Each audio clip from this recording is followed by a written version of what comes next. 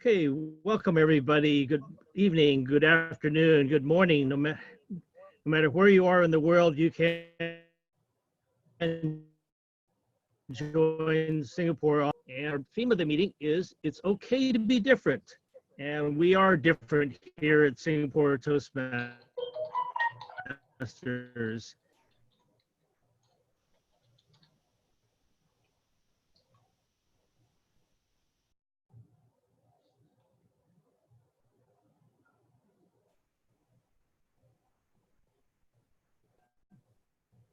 If we wouldn't have anything that we have today and now I will introduce our president of the day who will give his morning or evening welcome. Please help me welcome our president, Willie Lowe. Thank you, Toastmaster of the day or the night or wherever you are. Tonight, theme of the meeting is it's okay to be different. Some people will say that I want to be the best of the best.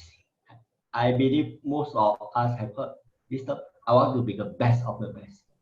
But when you try to be the best of the best, what will happen? You have to do? You have to work very hard. You have to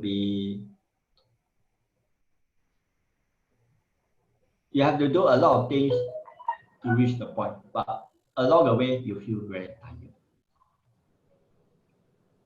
I used to like to pursue my dreams like many of you. I like to be a minister in the committee in the government sector. But after a few years later, I realized that it's too tired. I am very tired. Many times, let's come back to Toastmaster context.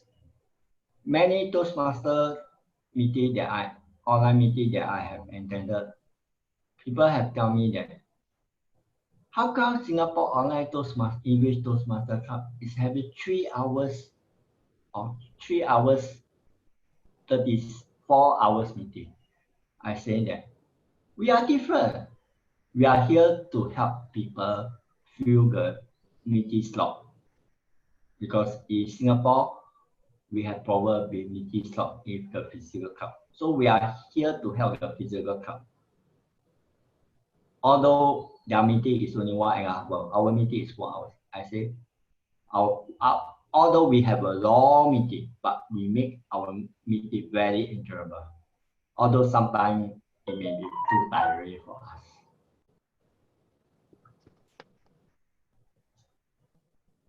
Six weeks ago, or 31st of December, I set a goal for the Singapore Online Club. Say that we want to be the best of the best. We want to be the premium club of the East. Along the way, we met up with many challenges that we face. And I learned something. It's okay to be different. It's okay not to be the best of the best, but it's good to have a good meeting than a poor managed meeting. So, fellow Toastmaster, if you want to be, for example, for ladies, you like to be as pretty as Marilyn Monroe. For guys, you prefer to be like our Bill Clinton or one of the sportsmen. Do you know how long it will take you to reach the destination? You need to spend a lot of time. You need to spend a lot of money on that.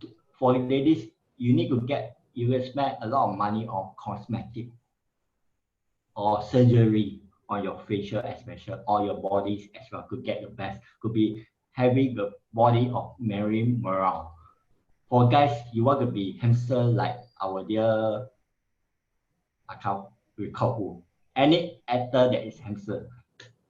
For Toastmaster Club, for Singapore Online Toastmaster Club, we want to be the best, but we we are not like any other online club.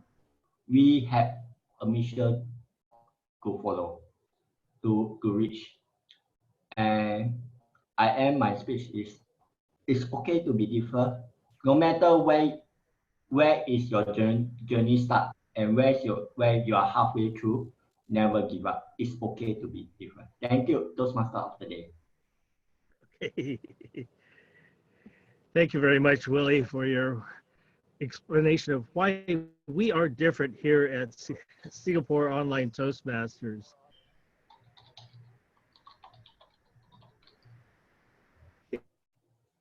Here, the next part of our program he's going to be the table topic master, and I will switch roles. And I will be the time. And our table topics is going to be different. You need to look at your screen to see what our speech or our options are. Please help me welcome our table topic master of the day, Mr. Willie Lowe. Willie, take it away. Thank you, Toastmaster of the day. And fellow Toastmaster, okay. Table topic is where we have an impromptu speaking and you speak for 1 minute, the green light will be shown on the screen. 1.5 minutes, the yellow light will be shown. 2 minutes, the red light will be shown. And 30 minutes, there will be sound for the timer. Okay? And since we have only 6 speakers, everyone will get to speak except the club president. Can I have a Toastmaster for Singapore to speak? Alisha. Choose a topic. Choose a number.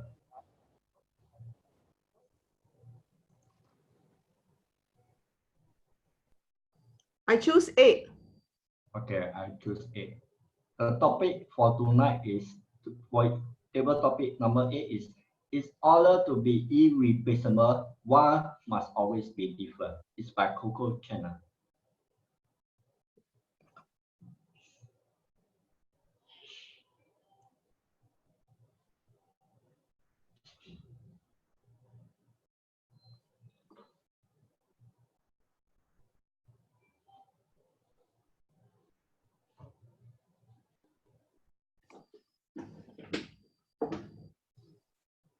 A very good evening to club president, to members, and to fellow guests.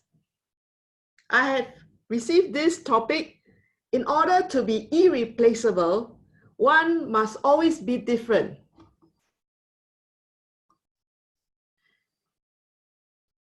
Yes, I agree that it's important to be irreplaceable. In the workplace, if you don't make yourself irreplaceable, soon you'll be replaceable. So how can we make ourselves irreplaceable? That is the question. And Coco Chanel says that one must always be different. First and foremost, when we are born, everybody is born similar, comes as a baby. But as we develop, we will take on your different characteristics. Although you may take some similar DNA from your parents, there will be 1/3 that is totally different. This 1/3 is your own DNA, very different from your parents, very different from your siblings. That is uniquely you. You will develop this uniquely you throughout different stages. And it will change from time to time. So we're always very different. And never try to be like someone else. Then you'll be placing yourself at a different pedestal. Expectations are different. But whatever it is, you do your best, be a different person, always. An improved version of yourself. Accept this, and finally, when the day comes, when you go off to heaven, that is the time that you don't have to worry about being replaced. Back to you, Toastmaster of the day, or table topic master.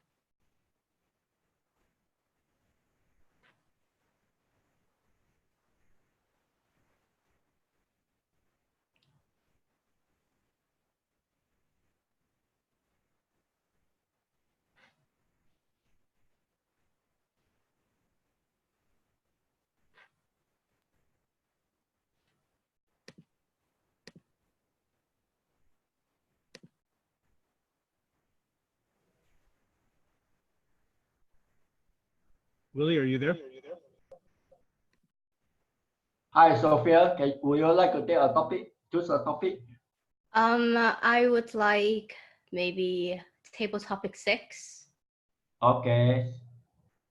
Sure. If you are lucky enough to be different, don't ever change. That's your topic. If I am lucky enough to be different, don't ever change. I think this statement is, personally, I agree with this statement, because I think in this world there are millions of people, and if we are lucky enough to be different, if we're lucky enough to have our own skills and things that set us differently from everyone else, then I think within that we are very lucky, and that is something that we should never change about ourselves. Like, for example, I believe we are all diamonds, and sometimes before getting to a diamond we might be a rock, but it's about working at our rough edges and polishing what we're good at to make us different. And that is my answer. Back to you, topic master. Thank you, Sophia, for the table topic. Okay. Can I have someone?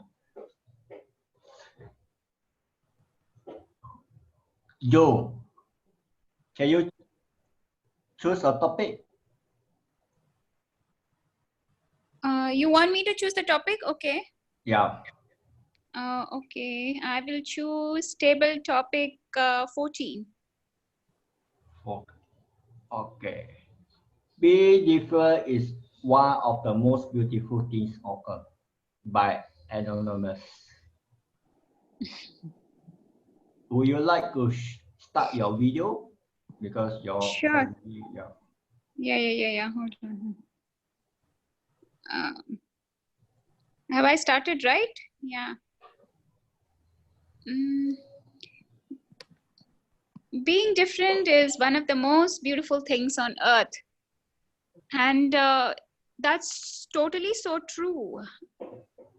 It's important, and it is actually, that's the way we all are. We are very different from each one. Each one of us, we are very different. That's how God has made us.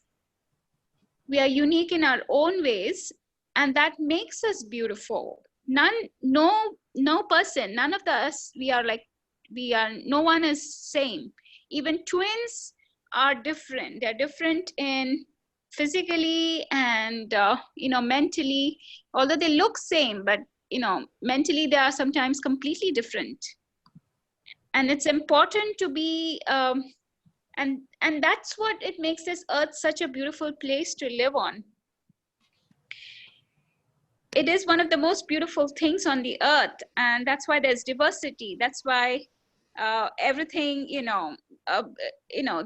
that's what makes the world so beautiful to live on. Just to understand each other's uniqueness, exploring each other's uniqueness, and even when we get married, we are just still knowing each other because we are so different, and that's why we probably that's why we love each other, even in relationships or at family, mother, father, or even mother and daughter, or we all are, even in one family we are all so different, but still that's why there is so much of love and affection between us, because we are so different from each other, and that's what makes this planet earth so beautiful to live on. So being different is absolutely the most beautiful thing which has happened on earth. Thank you, and back to Toastmasters of the day. Thank you, Joe, for the table for the speaker. Can I have who else? Can I have Margaret choose a table topic?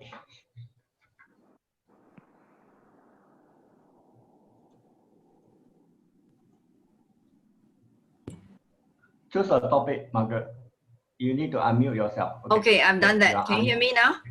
Yes. Choose Okay, a topic. wonderful. 17. Okay, choose 17. I don't set out to be different. I set out to be me. People think is different. I don't set out to be different. I set out to be me. People think it's different. It's by someone, not by me. Right, anonymous. Okay, I don't set out to be different.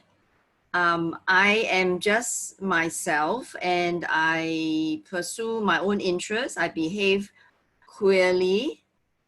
People think I am odd. Some people think I'm weird. Most people think I'm different, but I am different because we are all made differently.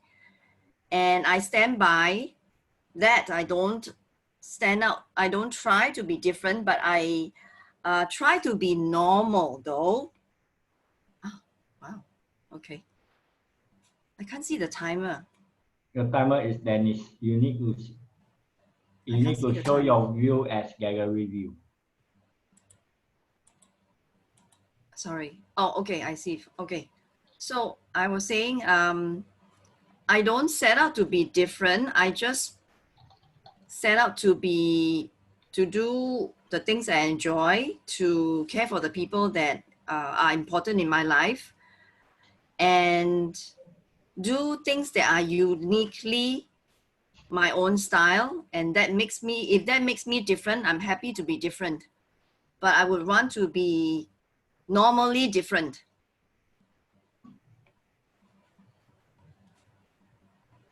And is the timer going? Okay. Oh. Oops. And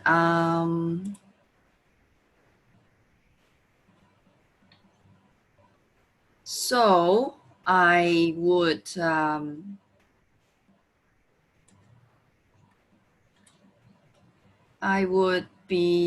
I'm happy being different. I don't purposely set out to be different. And I'm just contented with the way I am, but I would like to be able to make a difference in people's lives. With that, I hand the time back to you, Toastmaster of the day, Table Topic Master. Thank you. I share my screen again. Thank you, Margaret. Okay, can I have, let me get someone who let me get Panos. Are you there, Panos? Choose a topic. Unmute yourself. All right, lucky number 13 for tonight. Today is 7, not 13.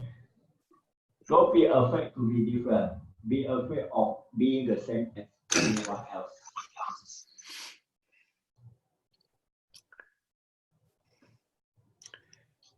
This guy, Anonymous, he's said some of the best quotes around. He must have been a wise guy. If you ever find a book from this guy, Anonymous, let me know. I'll be sure to read it. So there's a few keywords with this phrase. One of them is afraid, and the other is being different, and the other is being the same. So the meaning of the word, defining the meaning of the word, I believe is important so that we are all on the same page about it. So being afraid of being different, what does that mean? Does that mean that one experiences a certain feeling of discomfort when this person stands out in some way? So what if this way is a positive way? For example, what if it has to do with competence? What if you are in a situation where you are able, based on your skills and experience, to make a difference? Will you choose to silence yourself because that way you would fit better within the group? You wouldn't stand out? Now, would that be the way that would serve or better serve the people around you? So I'm asking, what does being afraid mean? Let me give you another example. Let's say that you would like to adopt a certain style because that expresses your sense of individuality, the way that you experience yourself. And let's say you want to wear more black clothes, for example. Would you keep yourself from doing something that expresses the way you connect with yourself because it's less fashionable? Now, the question about fear is not whether or not we are afraid of something in particular, is whether or not we choose the biggest fear, to address the biggest fear.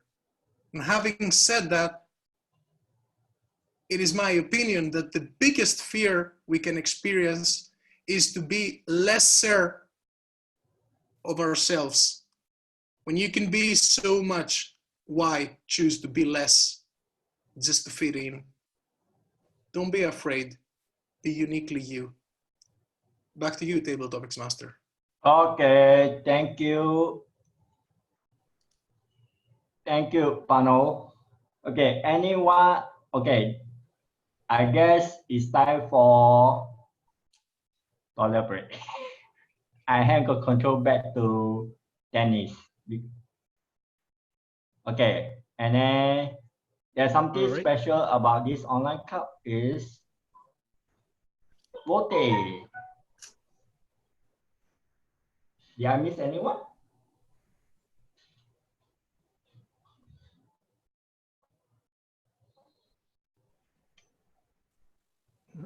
Yeah, maybe Dennis need to vote. Okay, Dennis can vote. Okay, so one more to go. One more person. Who else not voting? Okay, never mind. So there's only a 6 or more people will be joining us. Okay, Bravo. Who is the best table topic speaker? Panos. Okay, Panos. Right. Yes. We have 4 votes. Hamster guy. Okay, let me pass the control back to Dennis. Dennis, over to you. Okay, thank you, Mr. Table Topic Master. Okay, thank you, Mr. Table Topic Master. And let's see, it's almost time for a break. So what should we do? About 5 after the hour, Mr. Toast or Willie? 10 minutes, 10 minutes. As per normal, 10 minutes. Toilet break. All right, so be about 5 after the hour, we'll try to restart. Okay, sure. Okay, we're taking a break. Okay, recording will be paused. What happened?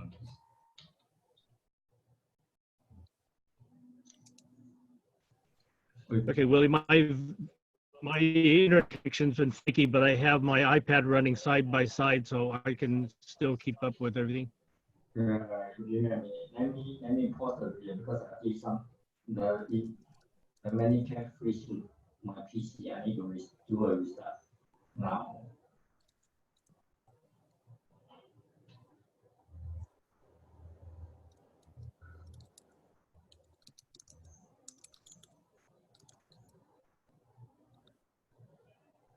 Okay, is recording going?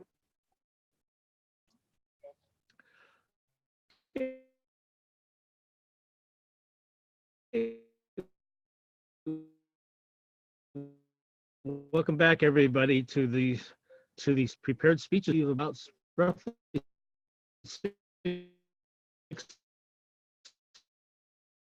speakers. Alisha, would you please give us the information for our first speaker? What is she going to be doing?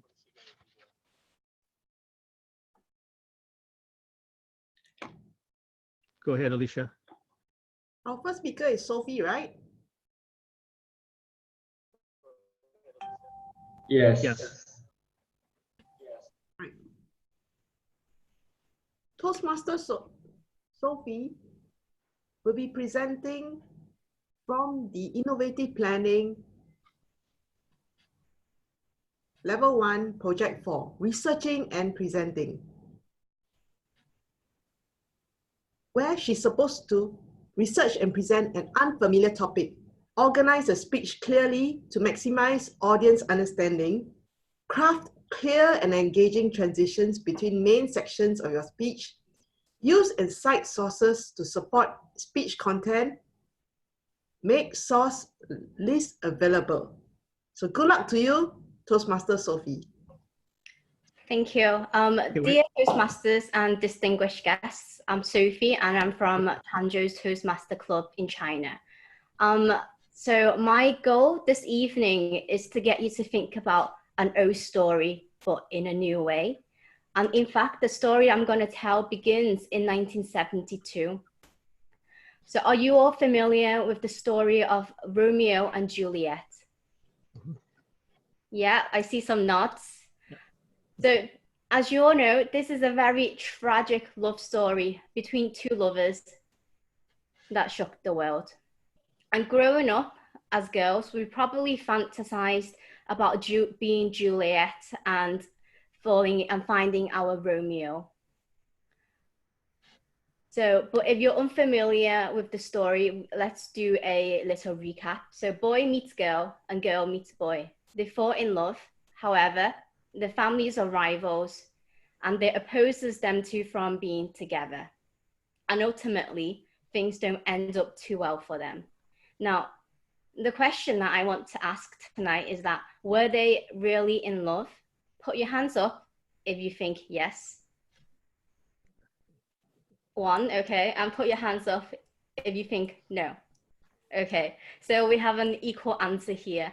And tonight, Toastmasters and guests, I want to share with you the true story of Romeo and Juliet. And in fact, the answer is no, they were not in love. And this is known as the Romeo and Juliet effect. Now, research in 1970s investigated such effect and found that when two lovers experience difficulties or objections, their love for each other tends to intensify and it strengthens. Now, this effect was actually showing, actually means that if you experience a higher level of objection or a higher level of disapproval from an external source, then the stronger your relationship might be with your partner. And what is interesting here is that this disapproval or difficulty made them have a stronger feeling for each other and for fighting it as well. And by overcoming the difficulty together, it created a sense of achievement, trust, and commitment with each other.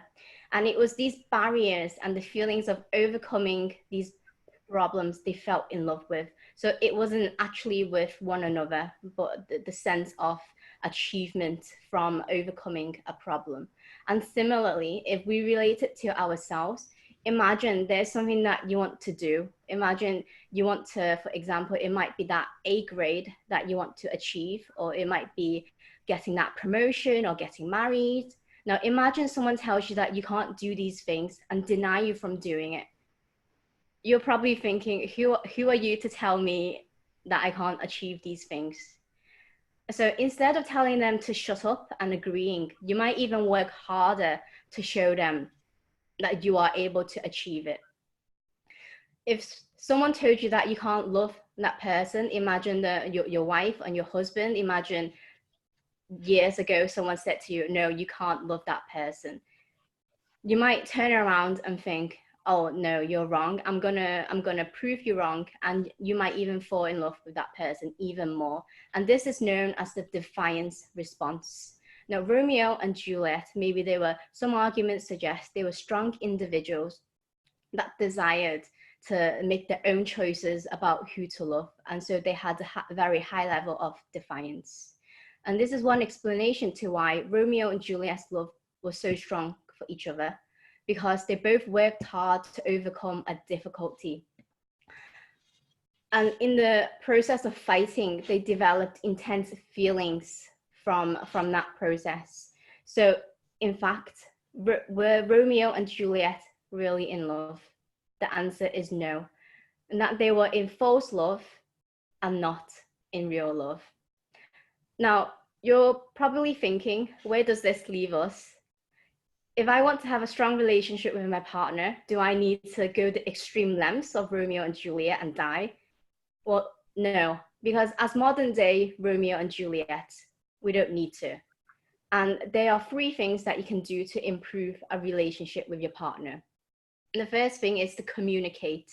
You can communicate with your partner about your problems and solving it together. It could even start from simple things tonight, such as, oh, can you do the dishes tonight? I don't really want to do it. And negotiate your way through those simple tasks, or what can be considered as an obstacle. And the second thing is to support each other for growth and for development, and just being there for each other to work the problems and to do it together. And the last thing is to have a strong sense of commitment. So don't find a second Romeo or don't find a second Juliet. Stay with your first one, because that is your first choice. And thank you very much. This is my speech tonight. Back to you, Toastmaster. Thank you very much, Sophie, for clarifying whether Romeo and Juliet were really in love and how we can try to improve our own relationships. Thank you very much. Thank you. Okay, moving on. Let's see if first. I think I'm going to have to skip over speaker number 2 because I don't see right now.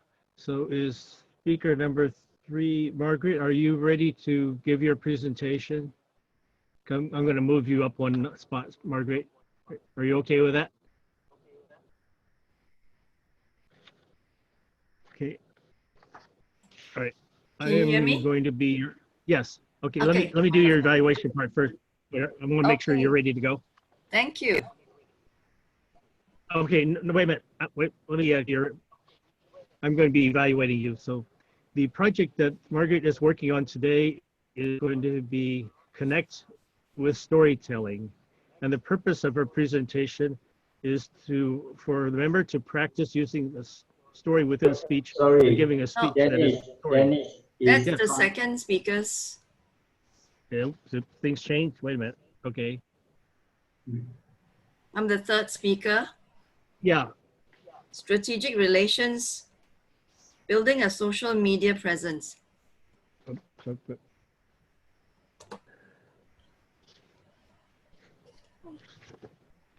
Oh no. Okay, I have some wrong information then.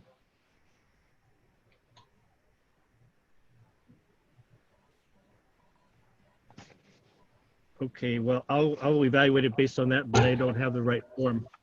It's okay. Oh, Okay. can I send it to you? Yes. How do I do that? You go to the chat and choose Dennis. Chat and then Choose Dennis Ham, where is Dennis? Okay. and then there's a bar beside that. Where is That's okay. I see. Okay. Willie sent me enough information to get this, and then I'll evaluate it based on that. It's here. Yes. But And can I email you the evaluation form? I can get it. I'll get it.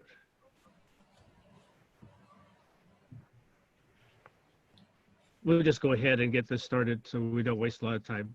Okay. Can I'll just start your speech now? Shall I start? Yes.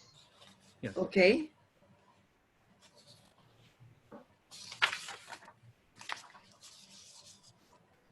Okay, I'll start. Okay. Okay. In my foray into social media, I realized that many social media buffs are just spreading a message. And I've come to identify three personas in people, the social media buffs that put up posts. First is the tiger, next is a monkey, and the third is a rat. A tiger. The tiger is always prowling the fields, hunting for the gullible buyer, a gullible person to believe to take in his advertisements and buy his product. Then we have the monkeys. Monkey see, monkey do.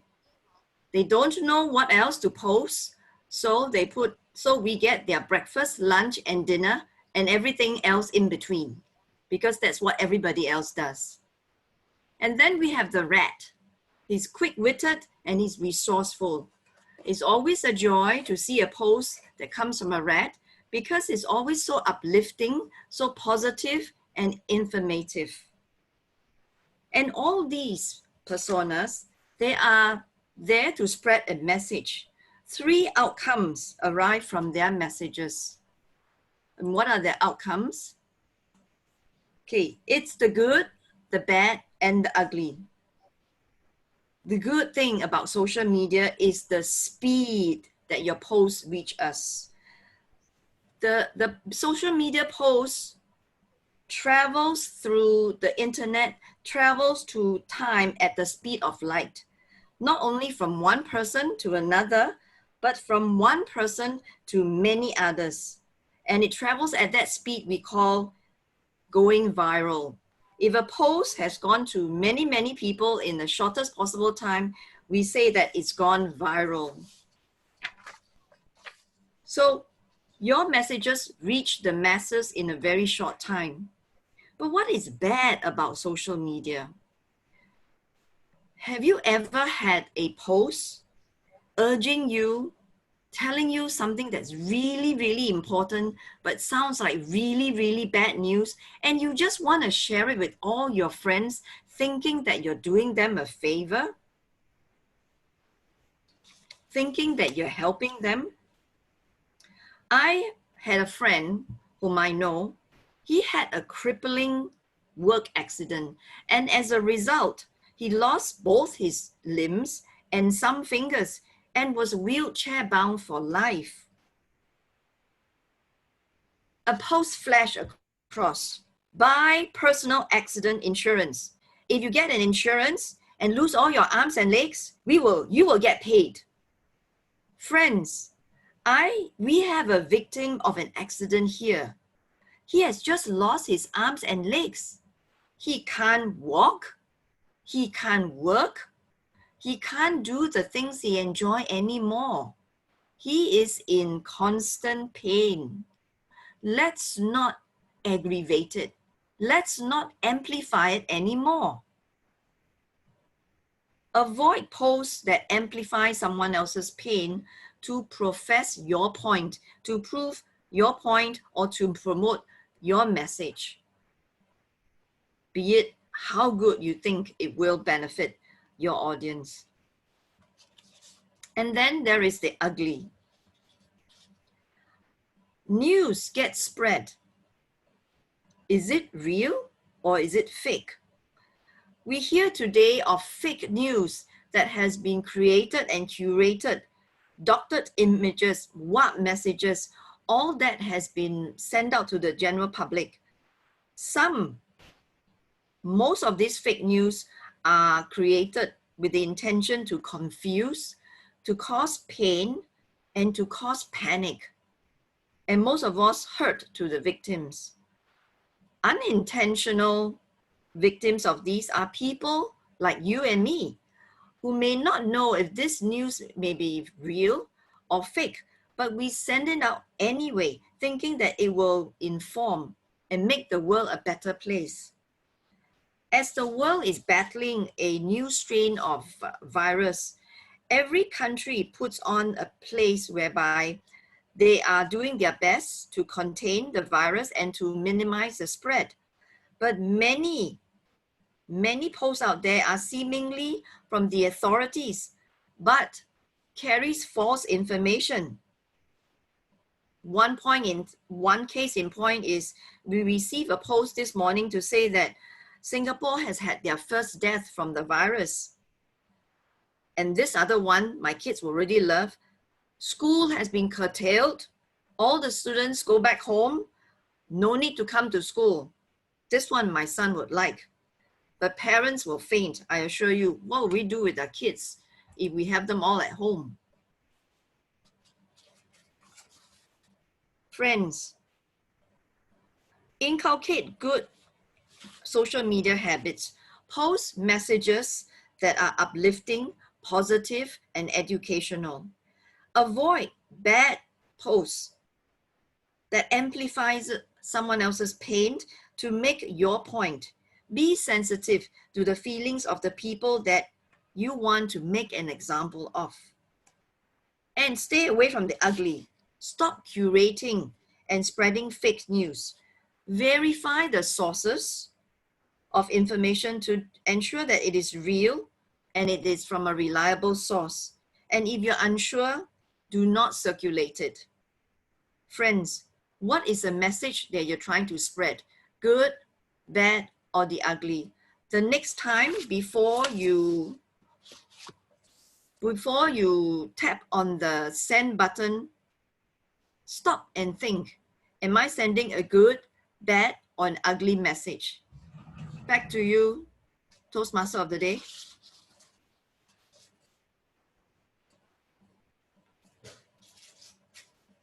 Thank you very much, Marguerite. Very timely presentation. I'm sure that we've all experienced good, bad, and ugly. We're just trying to figure out what is it, good, bad, or ugly. Okay, yeah, very timely. Thank you. Okay, let's see. Our next speaker, help me out, Willie. Okay, let me try to get Hiren in now.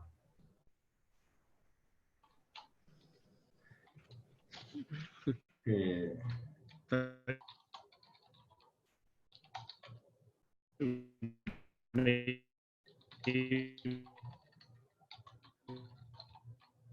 Need to move to maybe Alisha.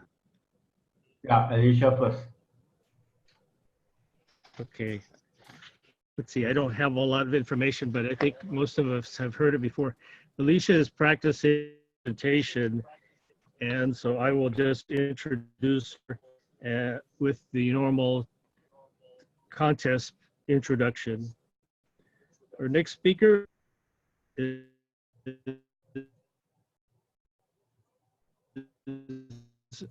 Alisha Chi.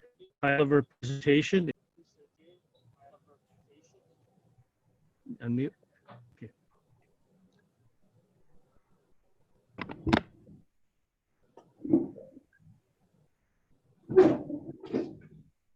Will you reset the timer, please?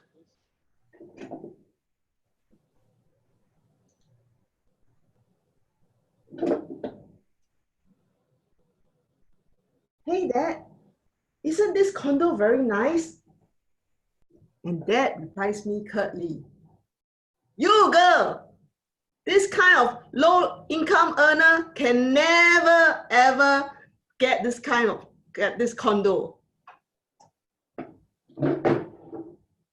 A scorching morning to Toastmaster of the Day, President and members. Have you ever experienced tough love? Well, for me, I've experienced it as long as I lived. And I would like to bring everyone and share with them more tales on my tough love and how you can overcome tough love.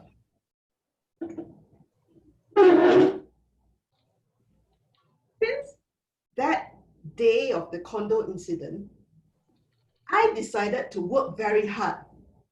I pulled up my socks, started work very early, and came home at a stroke at midnight. When I arrived home, I would normally hear my parents have some pillow talk in the room. Dad will ask my mom, "Alisha, come back already now?" And mom will say, "Yes, she's back." And shortly after, I will hear my mom's booming voice, "Alisha, why you come back so late? Don't always come back so late. Not good for you. You eat late, you put on weight. And then you forget to switch off the light, switch off the fan. And soon you'll get dementia." But I will always reply, "Don't worry, Mom. It's okay. All right, I'm in control." I know she's concerned about me. And she likes to show her concern every other day. And in the middle of the day, I will get a call. Ring, ring. "Alisha, do you have any late night appointment?" No lah, just an evening appointment."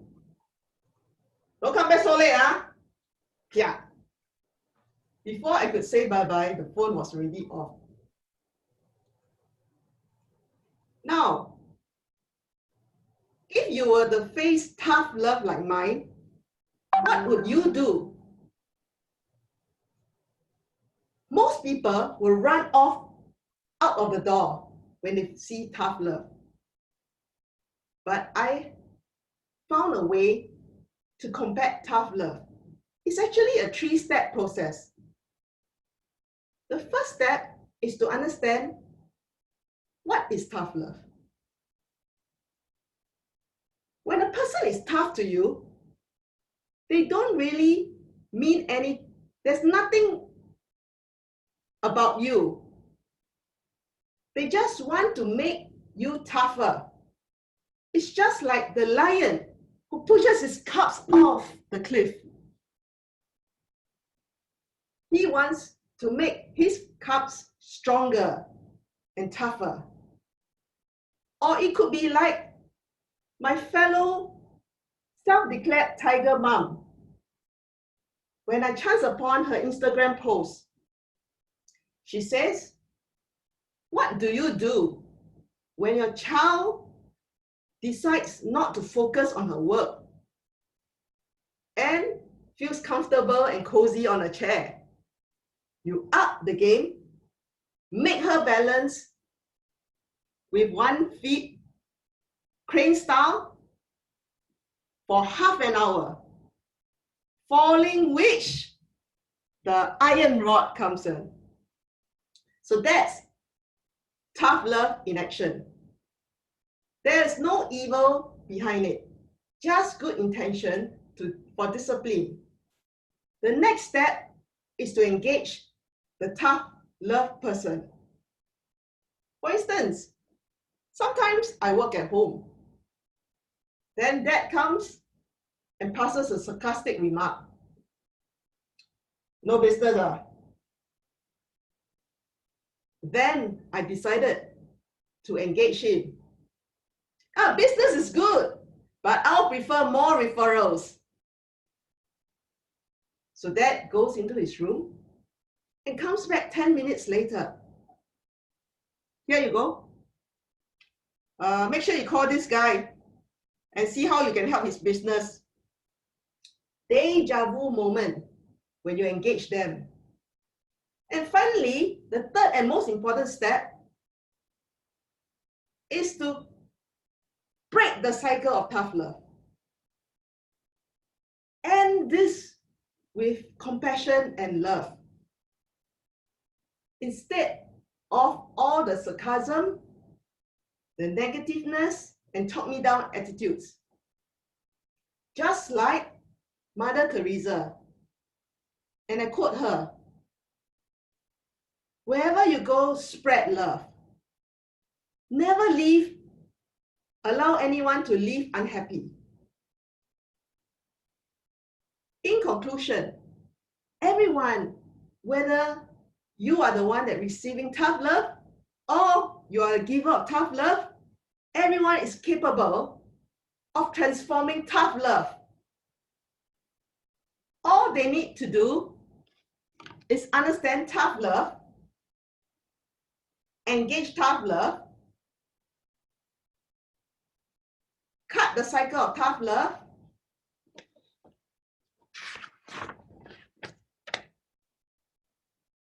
get rid of tough love altogether.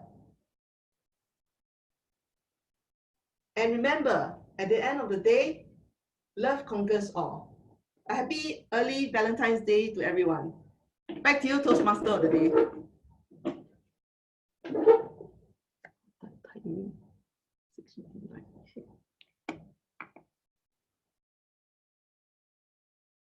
Presentation. I have an evaluator later on.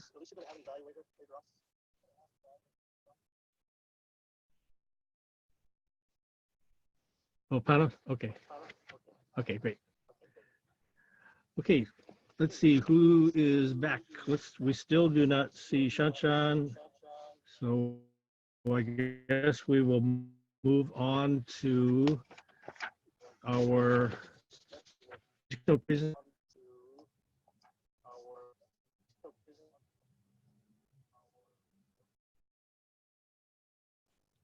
okay.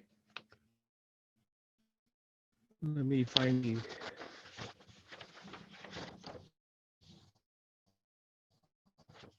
First.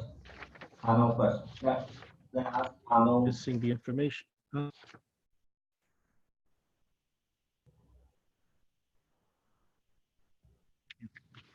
trying to find the information for us to have everything together here. Okay, Panos is going for the Better Speakers series for creating an introduction. Panos, over to you. Thank you.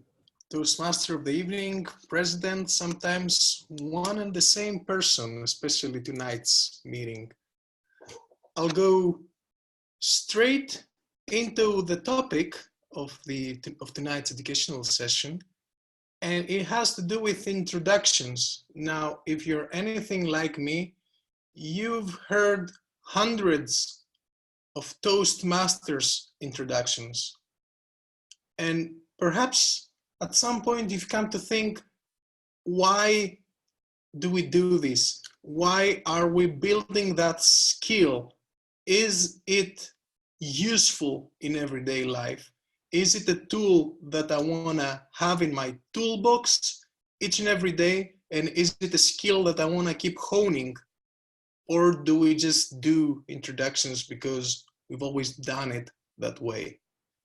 So tonight I would like us to consider introductions in a broader context. So we'll talk about the value of being able to craft and deliver a proper introduction, and then we will use Toastmasters as a case study for such introductions. Now, the technology part, sharing my, wait. All right. So give me a thumbs up if you can see what I'm sharing. Excellent. Oh, it's working on its own. So, all right. Introducing PLUs. PLUs. What would that be? Who are PLUs?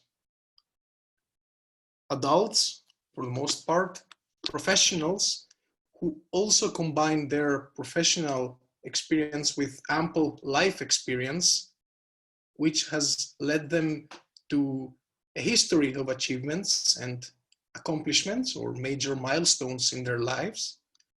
And they can also say that in some area, they might be subject matter experts, at least to some capacity. They're either experts in an area or they carry a lot of knowledge in that area. And having all this background, we can expect them to also have a defined set of goals, be it personal and professional goals, which they go about manifesting and materializing and pursuing within a certain social network that they have, from contacts all the way to collaborators. In short, PLUs are people like us. So how do we go about introducing PLUs?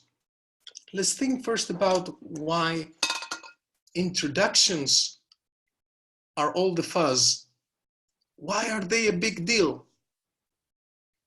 A few reasons here. Perhaps you can also think of a few of them yourself.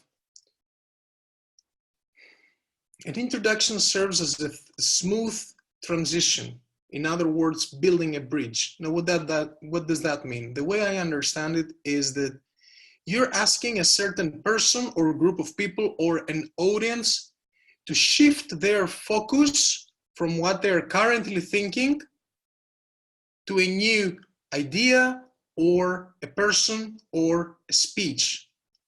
And now the way to do that is to command their attention, but do it in such a way that it builds a bridge between their current state and where you want them to put their focus on. You want to do that in a smooth way. Number two, you want to make sure that you make the person you're introducing feel welcome. What does that mean? Have you ever been in a position where you find yourself in front of a person or a crowd or a small group, and suddenly you are put in the spot? So you feel that you have to initiate contact, but perhaps you don't know where to start. So a proper introduction will act as a kind of a social lube in the situation, and it will get the rest of the energy of the interaction flowing. Then another purpose that introductions serve are to set the stage or prepare the ground. And what does that mean? That means that an introduction is a short and sweet statement that can get your audience, be it either a larger audience, group of people, or single person, to adopt the kind of mindset that will make them more receptive to either your message, if it's a speech, or you as a person, if it is a more personal introduction, say networking. And now this is important. An introduction starts a relationship. Now a relationship has many forms.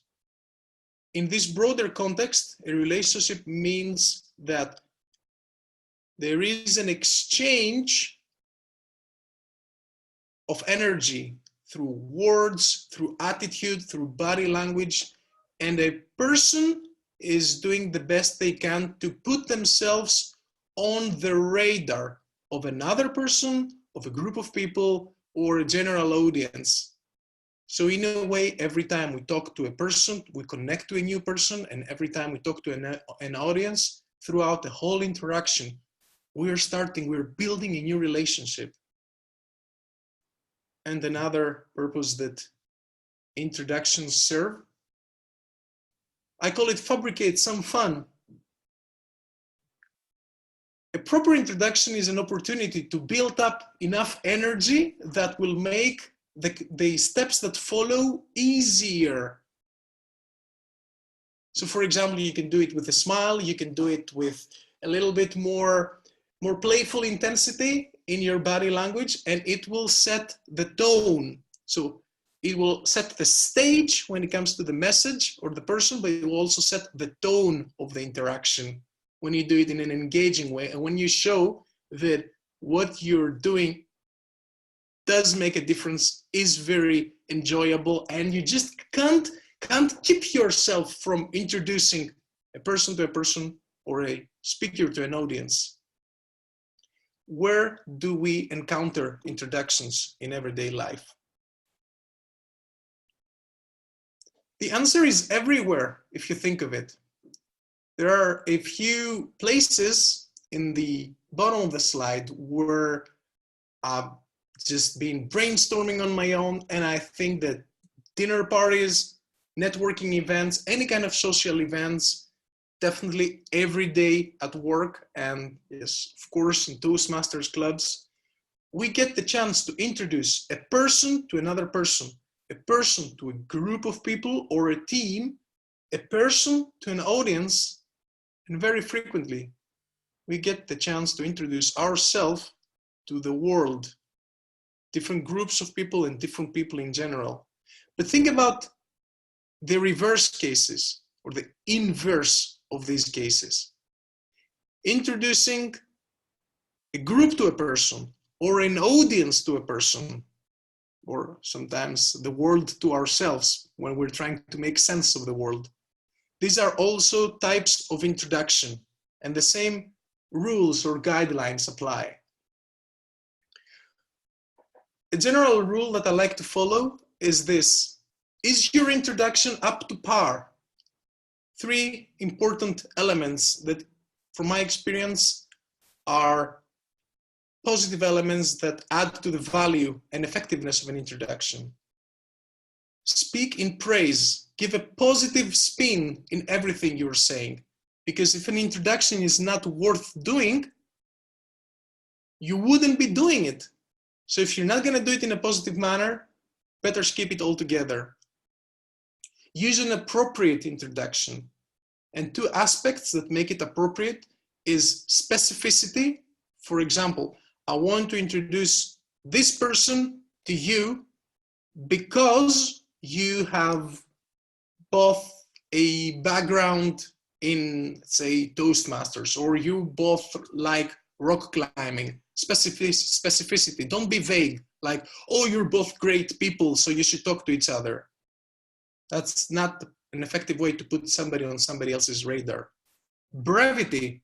Brevity is key. Make sure you're done with your introduction before the other person stops listening. And relevance. Relevance connects specificity in a way. So who is on the receiving end, and what is most important to them in the moment? What are they looking for? Am I introducing them to the right person, onto the right topic? Am I the right speaker for this audience? It's all about relevance. So is your introduction up to par? Keep thinking about that. Well, in Toastmasters, we follow a very specific speech introduction format. I'd like to quickly go over this so you can use that as a reference to make sure if all your introductions include those elements. It's a speaker's name and the topic of their speech, not just the title. It's also a topic which sets the stage. And then followed by the assignment, which gives us a feeling of the guidelines that the speaker will be following during their speech. Now, the objectives is the reason why. Why are you giving this speech? What are you seeking What change are you seeking to make by giving this speech? And there is an important factor, delivery time, which introduces a restraint. Now, being able to do something within a specific time also makes sure that you can do it effectively and you have mastered the content. Now, perhaps you can see, if not, then I'm going to tell you that those aspects, those 6 aspects, are also principles that are found in person-to-person introductions, or person-to-group introductions, or person-to-audience. Let's move on, and it will become more clear. Let's say you draft an introduction. Now you will see that this might refer to a person introduction, like introducing a person, or it might refer to introducing a speaker. Those two overlap because speakers are people. Now, when it comes to the approach, the energy that you want to carry with your introduction is one of praising the person and showing the appreciation, like it is our honor and privilege to be in the position of introducing a person or a speaker. Now, when it comes to the appropriate length, there's one rule.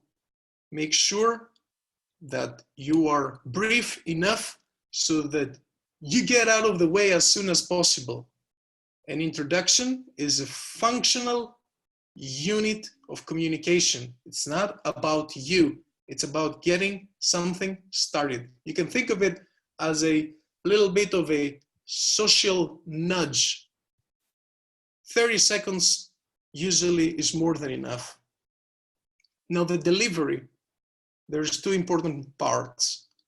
Visualizing the way you're going to give an introduction. Let's say at a social event, perhaps introducing 2 people would require for you to break into a social setting or a small discussion that is taking place. Visualize how you're going to do that. Are you going to approach from the right, from the left? Are you going to say, I'm sorry? Are you going to call a name? See the whole thing happening in your head. The same thing with Toastmasters. Visualize how you will introduce the next speaker. And time it right, meaning when you're ready to execute and you've seen all the steps that you will be taking for these 20, 30 seconds, and you know what you're going to say, look for the right moment. And be clear about it. And clear is a form of why. And why in everyday life is expressed with the preposition because. So Panos, I'm very happy to introduce you to my friend Willie, because Willie has such and such that I know is going to be useful to you. Again, don't be vague. Don't resort to cliches. Now, here's a whole list about how applying restraints makes an introduction more effective. Now, I will introduce you to a new English word that I came up with while making this presentation. It's the word introducee, and it is a word about the person being introduced. So let's quickly go through this list. Do not upstage the introducee. Again, an introduction is not about you. It's about the person you're introducing and the audience. But it's never about you. You're just facilitating the social situation. Don't reveal upcoming details. What does that mean?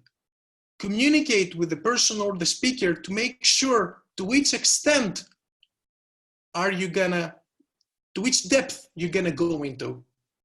So give them the possibility to share more details the way they feel is appropriate for the conversation. Don't surprise the introducee. This is clear. The same way that a speaker expects themselves to be introduced by following the meeting agenda. In a social setting, of course, prepare a person for a personal introduction and say, well, are you ready for me to introduce you to, say, Alisha? Okay, then let's do it. Again, make sure the person that will be introduced is ready for the experience and they're also prepared. It's a best practice not to praise the introducee's skills, especially in Toastmasters. Now here I will focus that on Toastmasters. We hear very often that, oh, the next speaker is an experienced speaker, is an awesome speaker, is a fantastic speaker, and so on. And then you hear the Toastmaster of the evening, quite often, they do this for only one speaker. And in a way, they set the speaker apart than the rest. So they're no longer transparent. They favor a certain person.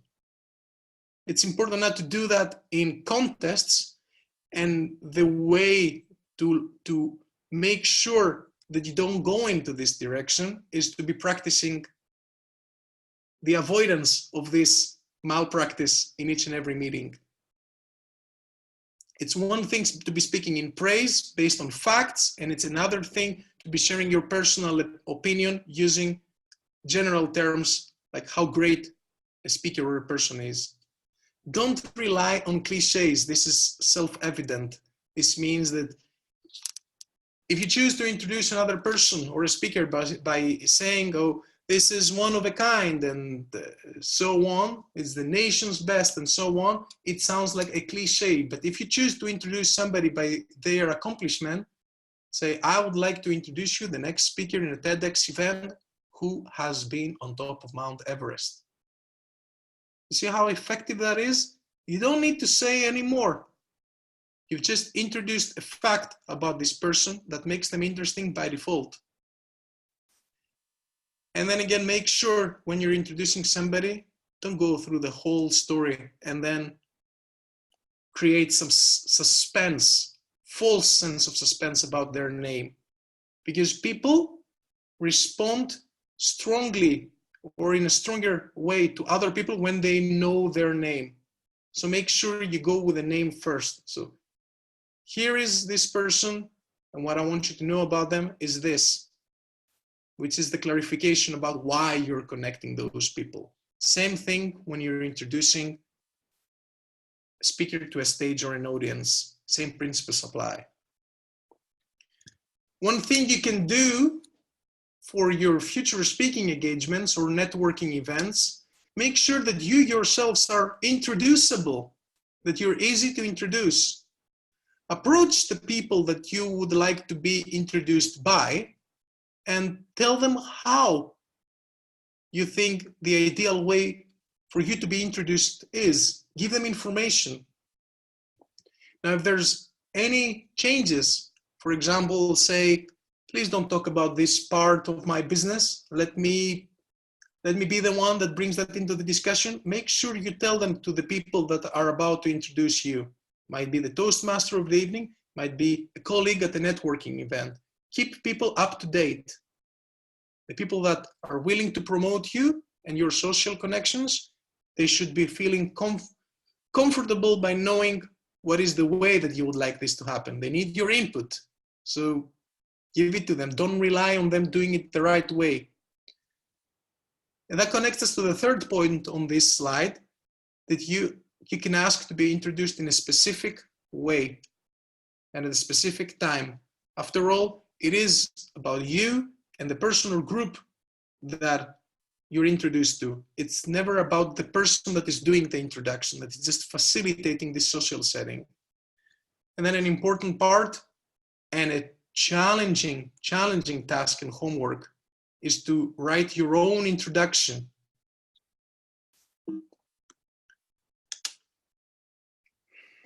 This is, again, Toastmasters. I'm gonna go through this quickly. When you're giving an introduction in Toastmasters, face the audience. Remember that you're not doing it about you, you're doing it about them and the speaker. Then make sure you lead the applause, because that will make the speaker feel welcome. Shake hands with everyone when you're inviting them in a social setting or the stage. And then make sure you get out of the way. It has never been about you. But when you leave the stage, make sure you don't leave the building.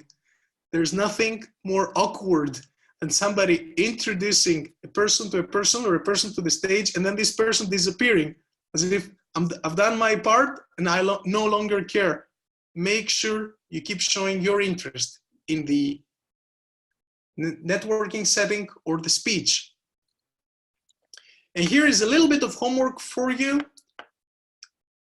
After listening to this big picture about introductions, I believe this presentation has made you want to try and experiment to write your own introduction, which will include the parts about who you are, what you do, where you're headed and or you want to go, and then a call to action, which is your why. Why am I giving this speech? What can you do for me? Think about that. And to conclude, I'd like to give you with this thought, which you can remember, that we, as Toastmasters, take care when introducing people like us, as we would want them to take care when introducing us. Back to you, Toastmaster of the evening.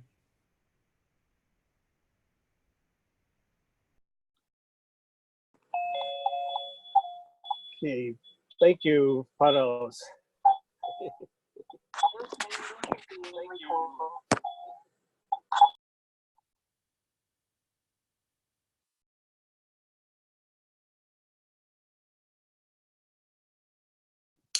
Okay, thank you very much, Panos. Very good information, and it's something that we all should be aware of, both as a speaker and as a Toastmaster, so that we can get the speech set in the right mood and tone before we all get started. Okay, thank you. Let's see. Now I see that Hiren is here now, and Willie, who's going to be evaluating Hiren's presentation? Am I? No, I'm not sure. Is it me or what? I'm trying to see. Yes, no, Aaron told, Billy told me Aaron is going to evaluate. So it'll be you, unless anything has changed. So I just checked with him. Yeah, I'm going to evaluate, yes. All right. Sure. So Aaron, can you just text me your email ID? I can quickly give you my evaluation sheet. I haven't.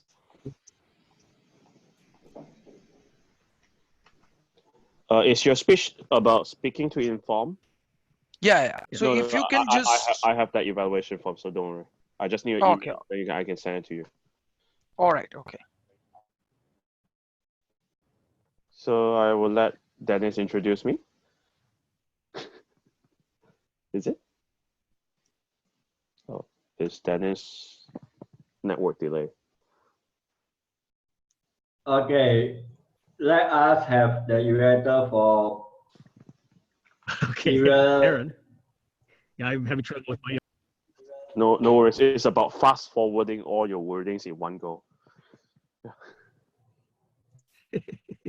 Okay, so I will explain the objective of our speaker. Our objective of our speaker will be speaking to inform, select new and useful information, and organize for easy understandability and retention. Most important thing is to motivate us to learn. That's the very key point. So I'm looking forward to your speech, and good luck for your speech on that part. Give a round of applause for it. So just allow me to share my screen and then I can begin. Okay, just a show of hands if you can see the slides. Yeah, perfect. All right. Let me also get to the, yes. All right, so the Toastmaster of the evening, fellow Toastmasters and welcome guests. This topic that I've chosen today forms a part of triology, what I'm planning to do. So my next two speeches are quite related to this particular level within Toastmasters. So I'm going to give a part of the presentation today and then going to build as I subsequently build my other two speeches. So what will happen is that you will see the same story being carried forward in the following two session speeches that I'm going to do, whenever that is going to be, but it is going to be part of the triology, what I call it. And today is all about making the fellow Toastmasters learn about facial recognition. Now, this is a term that is not very new to many, because people who work with technology know what facial recognition is all about. But of late, it is gaining a lot of flack and lot of acceptance across the world. So as we see, the world today is divided into two parts. One that is adopting this technology very quickly, and the other section of the world is actually opposing this particular aspect of technology. So while a whole lot of this is spoken, I thought that this is a good moment for fellow Toastmasters to embrace in terms of what is this all about. Now, when it comes to facial recognition, what we mean in simple term, it is, as I said, it is composed of two words. One is, of course, facial, and second is recognition. So technology that is recognizing you by your face. So if I have to, teach my grandmother who would not know technology in terms of what facial recognition is, the simple definition is that something that recognizes you through your face is facial recognition. So what is it, and why is it gaining ground? So one is that with the surveillance and the CCTV cameras and security becoming of prime importance, what is happening is that what it does is it captures your faces. So the camera captures your face, and then it compares, it allows, and it scans you against the approved, not approved, and that is what that technology does. Now, what happens behind the scene? So obviously there are three things that are happening, and this is basically me breaking this down so that everyone understands. So first is, of course, what happens is that the camera, or the sophisticated camera that we have, which is also in the mobile phone that most of you use, is actually detecting your face. So it just marks your darker section or your face, and it captures that. Once it is detects, what it does is it captures that and converts it into an algorithm. Now an algorithm is nothing but a composition of ones and zeros. So it is, what it does is it takes the photograph of your face and translates that photograph into a machine language, which is nothing comprising of ones and zeros. So there may be about 52 zeros, 41 ones, and a composition of ones and zeros into a 128 code. So a number of ones and zeros comprising of 128 digits. Now, once that is done, it will then match it against a photograph that may be existing with you. So it would be a photograph that exists in the database, that would again be converted into ones and zeros, and it exactly matches that code with this code. And if there is an exact match, probably the gates open, or you are allowed access, or the phone unlocks. So what does facial recognition do? It just does three things. It will capture your face, convert that photograph into ones and zeros. It will go in the database where another photograph is stored and match the code to code. And if the code matches, you get access. So if tomorrow someone comes and tells me what is facial recognition, this is what you will explain. Now, this technology has gaining a lot of ground. So the Chinese university in Hong Kong have achieved that a facial recognition of the technology is able to achieve almost 98.52% as compared to a human comparison, which is 97.53. So it is almost equivalent to what we as humans identify. Now, some of the use cases that we have. So if you've seen, the unlocking of the phone. So iPhone 10 or the high-end phones use facial recognition to unlock the phones. The other is Google's photos. So what does Google Photo does is that it will automatically capture the faces out of the photograph, and store it as a separate image. So probably you will have your faces from a group photograph, and that can be stored. And this is what even an Apple iPhone does. So all of these are use cases of facial recognition. Another important technology is Amazon. So what Amazon does is that it uses a software called as Amazon Recognition. And what it does is it is able to scan about 100 people out of a single photograph. So it's so powerful that if you have a group of people, or if you have a group photograph or a mob, it can capture 100 people and quickly scan. So again, it will know how happy people are, how sad people are, how excited people are. All of this is possible. For people who lose keys, this has already started. So there are hotels, there are door locks where you can just identify your face and the door opens. So all of these are use cases of facial recognition. But the important question nowadays is that should you be willing to be recognized? So how important is your privacy, and how important are you to be recognized through face? Because there are a lot of GDPR issues or privacy issues that are coming with facial recognition.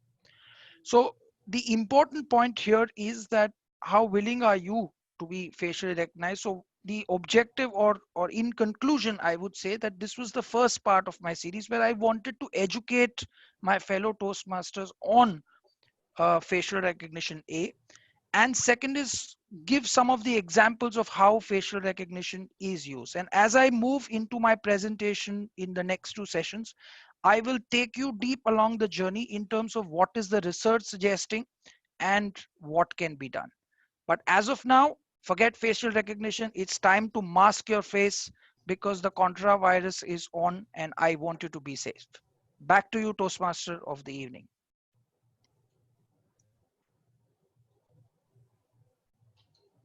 Thank you very much, Hiren. Very timely also, since many of us have iPhones and we do use facial recognition to unlock our phones.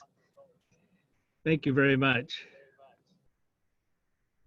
Okay, our next, let's see, I believe Shanshan is here. So Willie, are we going to go ahead and move back to pick up Shanshan's presentation? She needs an evaluator. Yeah. Okay, who's going to evaluate Shanshan? Angela. Okay. Okay. One more thing, mic test. Anybody can hear me? Yes. Okay. I mean, because if you notice, I Yes, seems to have we can hear nothing you. in my ears. Lower Okay. down your camera, if possible. Lower down my camera. Lower down. Okay, can really. Because just now your head is half. Ah. Okay.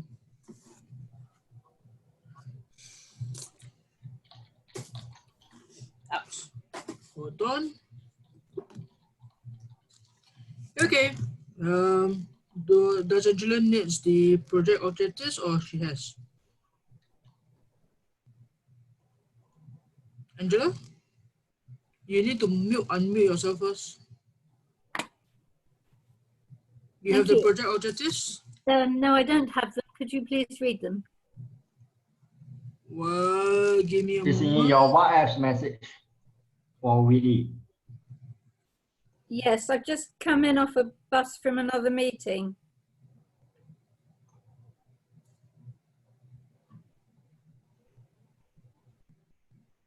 Okay, I can go. Can you download it, Angela, or do you have access to it? I'm just looking through my 500 messages. Okay, actually, I've got 500 messages. I can't see it. Would you be kind enough to read it to me? It's only a line, isn't it? yes, the purpose of this project is I'll go ahead and remember. Sorry, Dennis? I can read it. Okay. Okay.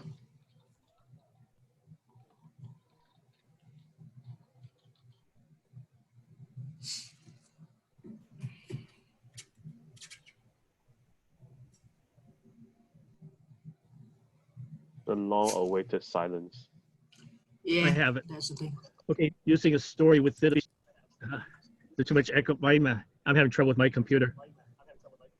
Well, anyway, the member is supposed to complete the project Completing a project is supposed to be focusing on using stories in a speech or creating a speech that is a story. The member may use any type of personal or well-known fiction to help with this creation. And it is a 5 to 7 minute presentation. The title of the presentation for Shan is Lessons Learned. Please help me welcome Shan presenting Lessons Learned. Go ahead, Shan. Uncle, help us. I need your help.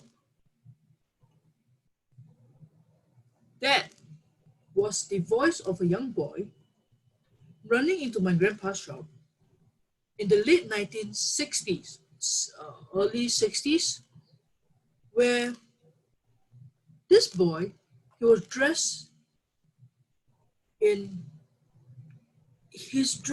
neatly in school uniform, ironed, everything tight, prim and proper. Yet, he was so hysterical that my grandpa was asking, calm down, Paul. You have to calm down. Otherwise, I don't know what you're trying to tell me. The little boy, roughly about 8 years old. And in that time, 8 years old is roughly about primary 2 in Singapore standards. He started crying so hysterically that nobody could answer him because he was crying, trying to talk at the same time. And tears just simply flow down his face with no one unable to understand what he's trying to say. Finally, after 10 minutes of crying, 10 minutes of trying to get him to calm down, he finally stopped crying and finally told my grandpa the reason why he needed help.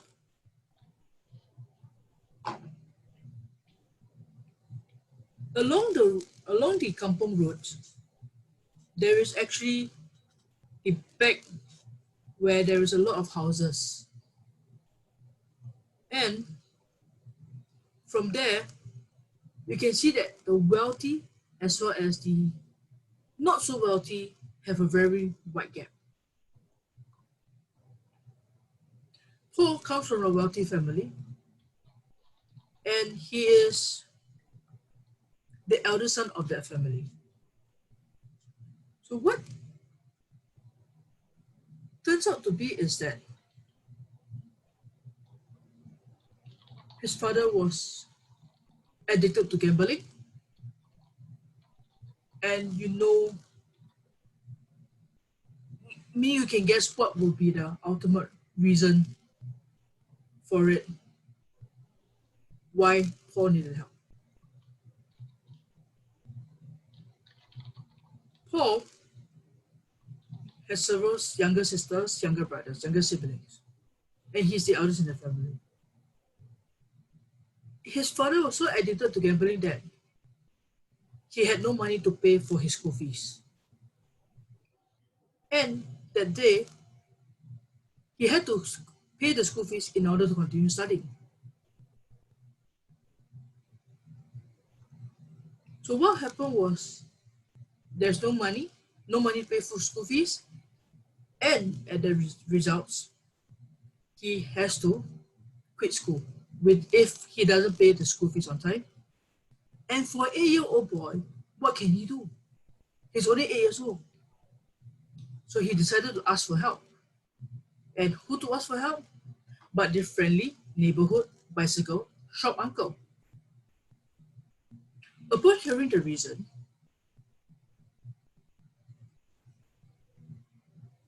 my grandpa went to the back of the store, took out a metal box, opened it up, took out that little money that was left inside, and gave it to Paul and told him, here, take this and pay your school fees and study hard. Paul looked at my grandpa. Thank you, thank you, thank you, thank you. He just kept on repeating the word thank you. Without saying any further word to my grandpa, clutched the money tightly in his fist, and he ran all the way home. Next thing I heard from my grandpa was that he hid the money under his pillow away from his father so that his father will find out that he has money and take it away to gamble.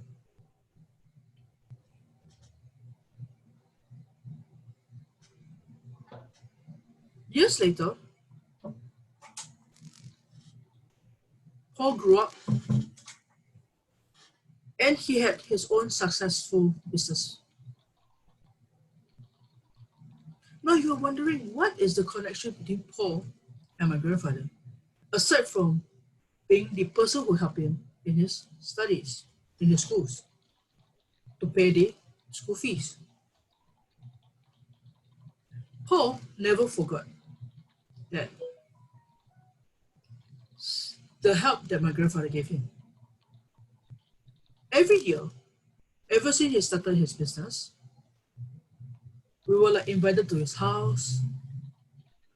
He actually had a very huge house. I would say even bigger than his previous house, which is already one of the largest houses in Singapore at the time. And at that time, when we visited him, he had a large dog. And to me, I was afraid of dogs. So I tend to shy away from them and ask my mom if I couldn't go. Now, the reason why I said this is because after this, every year, our family is invited to his family for dinner on Christmas days. And we're like, of course, my grandfather is invited to his passing in 2000. And from there, even then, every year, we still meet up for Chinese New Year dinner, Chinese New Year lunch, or Christmas. About, I think a decade ago, it was Christmas before they decided to change it to Chinese New Year. And before my grandfather's passing, Paul was so grateful that he had a chance to study, he had a chance to further on and get his education to start his own business. So every year during Chinese New Year, the red packet that he packed for my grandpa is not a substantial amount. And my grandpa will always reject it. So what he'll do is always pass it to someone else and keep it for him. And this is the reason why Paul was so grateful, because that day, that amount my grandfather gave him was enough to feed his family as well. And he sacrificed that amount to let Paul pay for his school fees. That is the thing that Paul would never forget. Till today, we're just talking about the days and talking about each other regarding this issue. So in conclusion, the lesson learned are never be afraid to seek help. Even if you have any difficulties, go ahead, find someone to help you. Somebody will point you in the right direction to help you as well. The other lesson is to be grateful to the help given and pay it forward for the kindness that is given. Hopefully, there's a lesson learned here, and hopefully everybody can take it in and be a better person, be a better learner, to be a better person as well. Thank you. Back to you, Dennis. Done. Thank you very much, Aisha, for a very personal story and something that we really should pay attention to see who we can help and who has helped us and pay it back to them and pay it forward. Thank you very much. Okay, I think we have completed all of our prepared speakers, so it is now time to vote. So if Willie will be able to put that up for us. Can you activate, I made you a co-host. I see I have to restart my PC, so I need to dial it for the other machine. Okay, so Dennis, can you try to activate? Yeah, okay, I hit launch. Is the polling up? Yeah, my computer's been really flaky today too. Or Alisha, I assign you as co-host. See whether you can. Okay. All right. Let's see. We have 4 out of 15 people voted.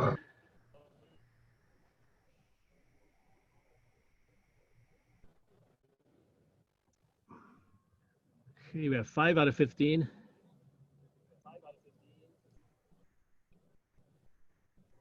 7 out of 15.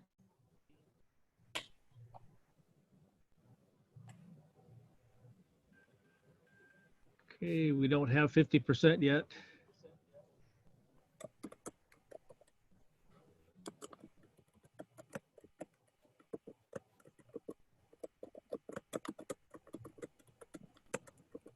Only 15, please vote.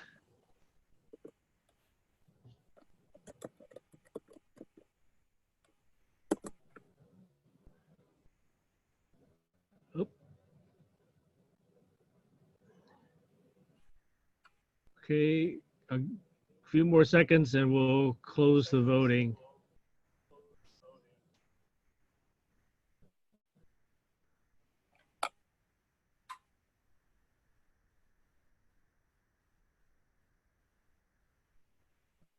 Should be back. I should be. End the voting, and I'm going to declare that Sophie is the winner today. Sophie. There's 2 winners tonight. Okay, Sophie. Sophie and Hiren is the winner. Yeah. You should share the result first, right?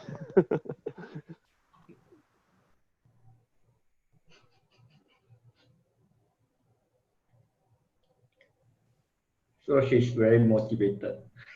It's a tie, actually. Should they be I given? had to break a tie. Should they be given a 30 seconds Hall of Fame to share their winning thoughts? Sure.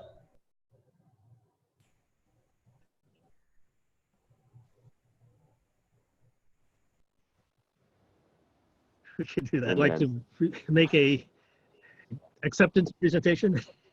Sorry, me? Do you like to make an acceptance presentation, Sophie?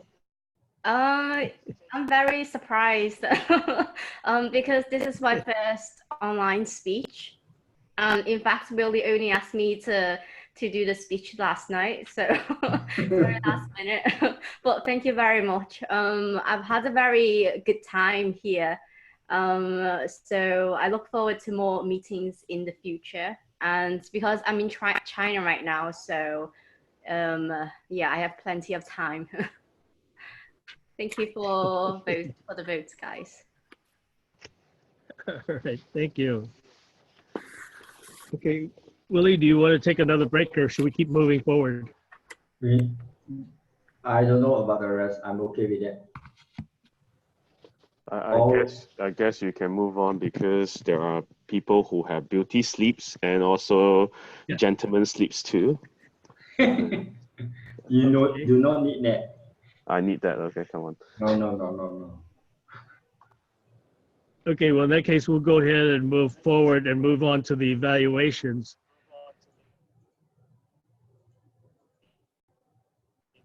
Okay, let me clear the screen for. I'll try to do it in the order that the made the pre-show. Okay, Dennis, I take over for that. Evaluation. Where'd you go, Alisha? Yeah. You gonna I take it? take it over for you because you are evaluator. I take it over. Okay, the first evaluator to evaluate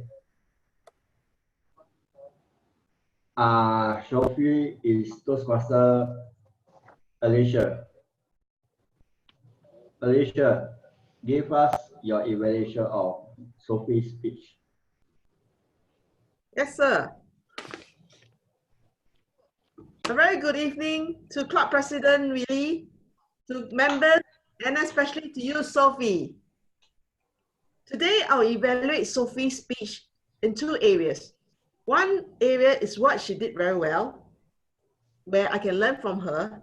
And the other area is the next lecture part of her speech, where we can all learn from her together. Now, for the first area, what Sophie did extremely well was the title of the speech. Romeo and Juliet, were they really in love?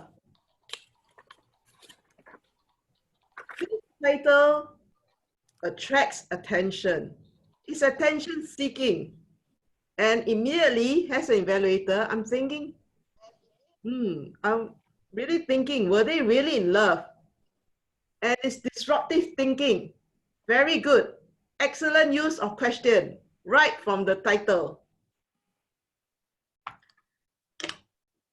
And after that, besides intriguing us with an interesting question right from the start, she went on to explain the Romeo and Juliet effect. How the defiance of how parental disapproval resulted in defiance, and this built up their love. However, she also brought us, related this thing to our daily lives. And she made us understand that Romeo and Juliet were never in love. That broke my heart, but it's okay, now I understand. Now, the other part where we can all learn together, the obvious part was that Sophie finished her speech in 5 minutes and 44 seconds. She clearly had extra 1 minute more to work on. So if Sophie the speaker could better utilize her time, perhaps she could add in her own personal story. That would be even better. The other thing I would like to recommend Sophie to do is that she had good tone in her narration of Romeo and Juliet. But certain parts, especially in the beginning, where she was supposed to be more serious, she was smiling. So her body language was not in sync with what she was saying. So Sophie could be more aware of coordinating her facial expressions to what she wants to say. So in conclusion, we had a very interesting speech that was disruptive in our thinking of Romeo and Juliet. And we were taught about lessons on love and how to improve your love. With that, I really congratulate Sophie for a good job, even though it was last minute, and I look forward to your next speech. Back to you, Toastmaster of the Day.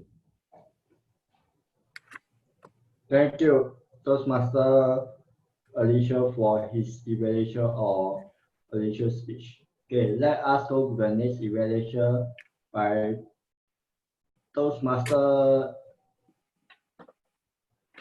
Dennis or Margaret's speech. Toastmaster Dennis. Okay, thank you, Mr. Toastmaster. And enjoyed your presentation. Your presentation was about social media.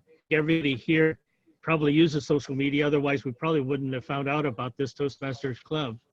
But it's very interesting. I could relate to almost everything that you said because of what I've seen on Facebook and the things that I've questioned.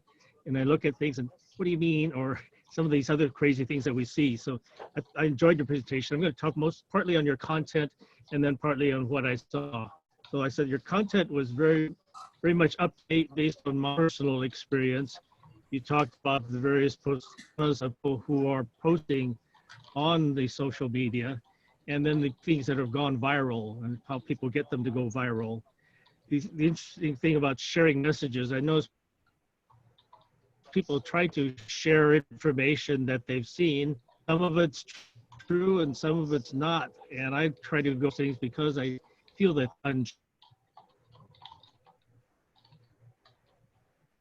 untrue, fake news. Not sure if we really had fake news all the time, but now that we've heard out there, people are thinking about it.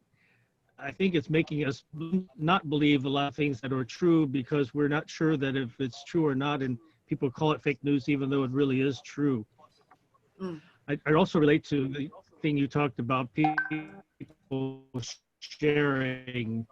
I've seen these long paragraphs about people talking about cancer and how it looks like it's something that's related to their personal family, or talk about things about suicide and ask you about that. And I personally don't share those things because I feel that it's just not for me to share. Anyway, what I saw your presentation, I think you have a very good presentation. I like the way you have your camera adjusted.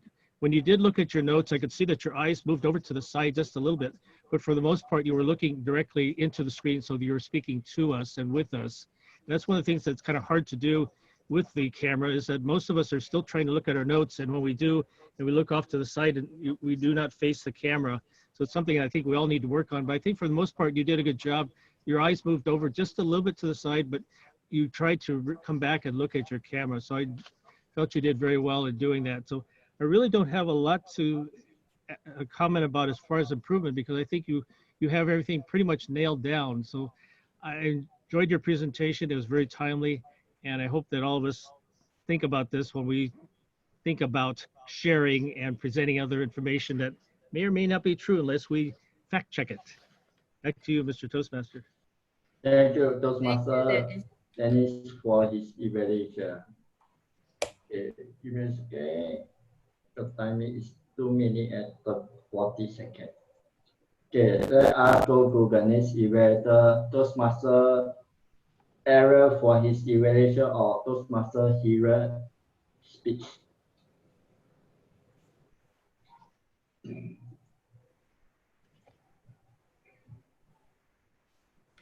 Toastmaster error, are you there?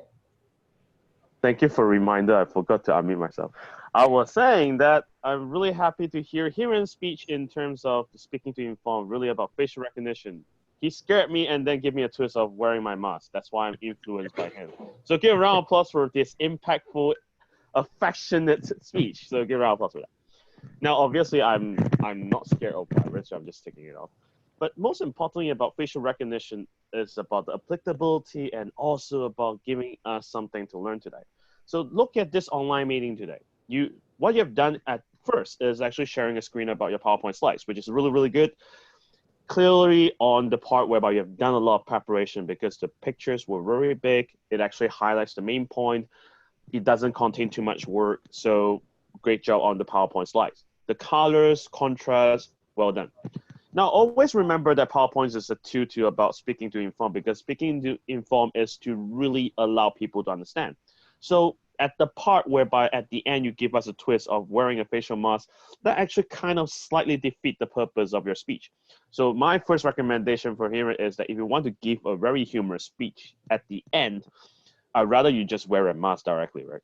It's much more practical instead of sharing that picture. So I would definitely recommend that part. Secondly, in terms of speaking to inform, I was looking for the part whereby I can learn something. So you give us some fact checks about Chinese University doing a lot of different recognition.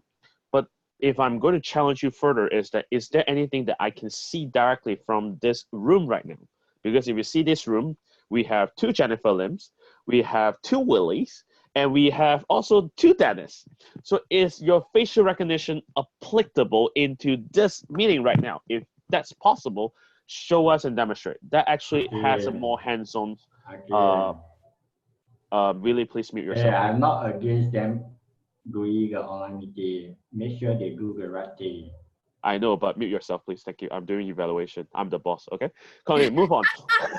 I mean that I'm going. Yeah, Willie, you can't interrupt an evaluation. Oh, yeah, you interrupting me, so you give me back the 10 seconds, okay?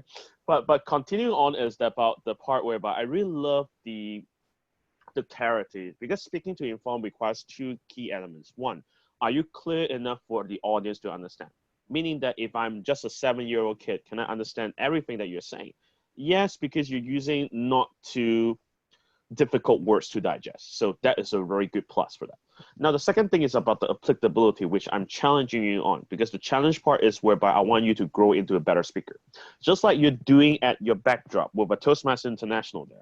If I'm using my facial recognition part, am I able to identify you from that picture directly?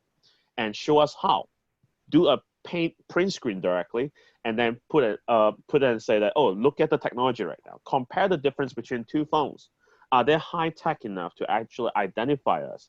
Compared with the state cameras and stuff, is the impact or the effectiveness, can it be reviewed through your demonstration? So those are the things that I would definitely love to see next time. But this time for a PowerPoint presentation to start, I would find that it's very educational, instructional, and fruitful. If I'm looking for next time in your presentation wise, I would like to see more thorough in-depth comparison, and also how it applies to a real life with direct impact to Dennis, to Jennifer, etc. That will actually show up. Thank you. Back to you.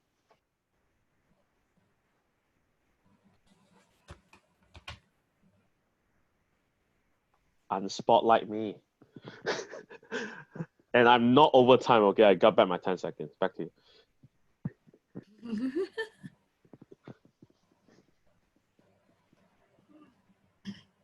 Hey, Willie, don't run away there.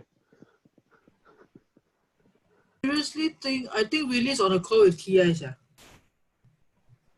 You can invite the TI to be part of this meeting as well.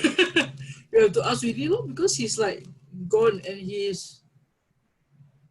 Why don't we move on to the next evaluation? Is there another one for Shan? I think there will be Angela, right? Angela, unmute yourself. Angela, are you ready with Shan's evaluation? Yes. Alright, then this is Angela, right? Okay. Then Yes. Where are you, Angela? Hello. Can you see me? Yeah. Hi. Hello, everybody. Good evening. Well, I must address Mr. President and everybody on the screen and anybody else who's watching. I'm delighted to be here, and what a privilege to be able to evaluate Shan's interesting speech, a personal speech, which is always something which keeps us absolutely fascinated, because we know we're getting information we couldn't get it from anywhere else, not from a book, not online, not anywhere.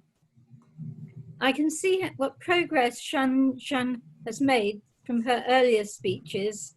I remember hearing a speech where all the conversation was in third person, and this time we started right bang in with conversation, and a dramatic one at that.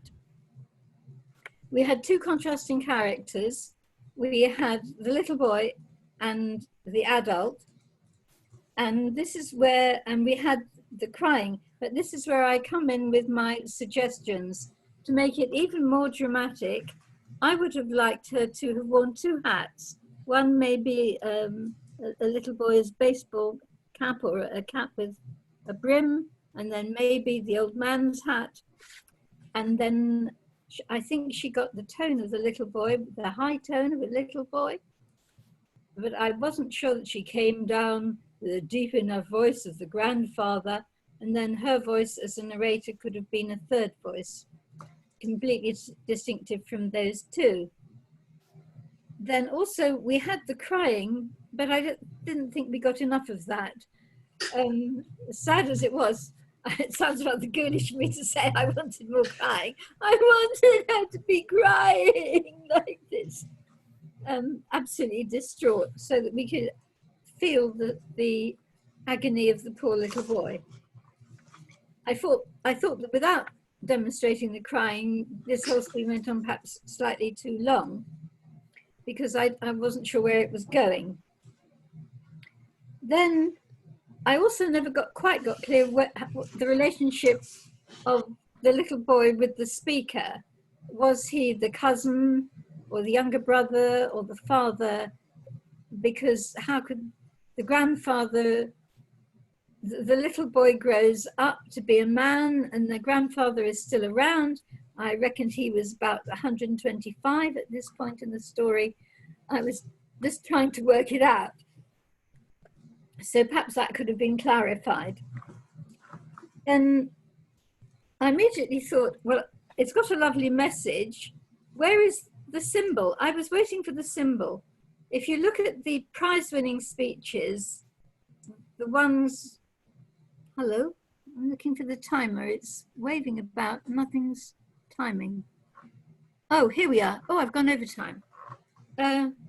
Right, well, look at a fairy story and you'll see the symbol, the porridge, the three little bears. There is always a symbol. The money, the box, the check, the $10 note, the red packet. That's what I was waiting to see her to say. Every time you look at a red packet, think of this message, pay it forward. Thank you. Thank you, Angela.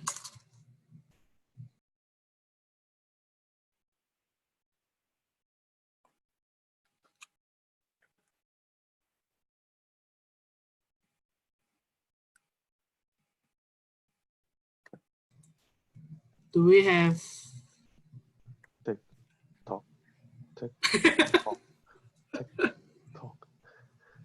what is the next program? Sir? Dennis, you should continue. Was someone going to evaluate Alicia's presentation? Huh? Okay, Panos, you go ahead and give Alicia some feedback for her presentation, please. Thank you, Toastmaster Dennis, for introducing me in whichever capacity you're serving in the meeting tonight. Yeah. Alisha, this was a competition speech, so I will freestyle my evaluation based on what I think, and I will do it in the way that, so my feedback will be structured in the way that I would be giving it to you if you and I were in the same room. So the rest of the fellow Toastmasters will be like listening to us, all right?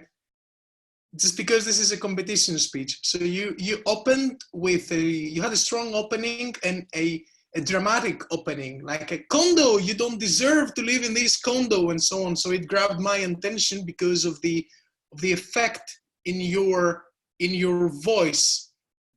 Then it was at that moment in time, it was a bit less clear where you were going with this story, but I could make a connection of my own when you asked us the question, have you experienced tough love? So I understood that the drama in your voice was connected in a way to tough love, which is it's a good choice of a title. It's effective, short and effective. Now, when you're asking this question, I would like to suggest that you take a little bit of time and make eye contact around the room, which of course it's hard to practice online in the online world, but do it when you are in the room. So that will increase the dramatic effect. Then I have another recommendation for you. When you're introducing your intention with the speech, use the phrase, this speech will make you. Don't say hope or I wish, or you don't hope, you don't wish. You know your speech is effective. That is why you're competing using this speech. So there's been research online that proved that the phrase, this email will make you, is the one that people respond the strongest to. Okay, make a note of that. Then you had a small play between yourself and your mom, like, you'll get dementia. And then you were like, don't worry, mom, I'm in control. This clearly demonstrated that you were speaking from experience of the situation. At the same time, I want you to be mindful of the pitch of your voice when you do that. So you can keep the dramatic effect, but perhaps you would like to reduce the high pitch, because I found it was penetrating. Like it generated a lot of adrenaline in me, you know, like when you hear two people fight, which might be a lesser effect on a stage. However, tonight I found that it was a bit over the top. You know, you don't want to make members of the audience, and particularly the judges, like shut off because we tend to do that, you know, with high pitches and loud noises, we tend to shut off and in a way to protect ourselves. You know what I mean? When two people are arguing, we tend to stop listening. Then you went into three parts. Number one, what is tough love? You used an example about the lion pushing the calves off the cliff to make them stronger. This is a visual example. I challenge you to use a human example, because we're talking about, you know, this is a survival mechanism for animals, but I challenge you to use a human example. There's like, you know, lots of them. Pick one that you're more comfortable with, because there were too many pictures for me. You know, you had the condo, you had the scene with your mom, suddenly another picture of a lion. So it kind of felt like a roller coaster. You see what I mean? Too many visual pictures in my head. Then perhaps this is an opportunity to say, what is tough love to you? You used an example with your parents, but perhaps you can also label your emotions about tough love. Like, it makes you feel this and it makes you feel that. Although it makes you feel those things, you are of the opinion that there's no evil behind it and it's only done for discipline. So you make your speech a bit more personal at this point. Then number two was to engage the tough love person. I like this description, the tough love person, which is your dad. And I think that the phrase you used there, that when you engage them, it feels like a deja vu. I think this was a key phrase, because that signaled to me that you have been doing that again and again to different degrees of success. Okay, so you might want to capitalize on that phrase. And then break the cycle of tough love. That's a call to action, focusing on our attitude. You use the Mother Teresa quote. That was good. But then perhaps it was time to already signal your closing. And an effective way to signal your closing would be to connect it to your opening, because that gives us a signal that you've come full circle. So I was expecting to hear about the condo again, but I didn't hear about the condo. So I was left wondering, what was this whole condo thing about, all right? So in a way, I would think that when you say the quote, it sounds like a conclusion. When you connect it to your opening, then it signals that your closing is near. The phrase, everybody is capable of transforming, is powerful. Maybe you can connect that. Everybody is capable of transforming because love conquers all. And do that with an open body language, because love conquers all. You see what I mean? All right, usually I go overtime. Now I've gone overtime. So I want to thank you all for your patience and attention. And thank you, Alisha, for sharing your competition speech with us. And I look forward to receiving a message from you that you have won the competition. Back to you, Toastmaster of the evening. Thank you very much, Panos.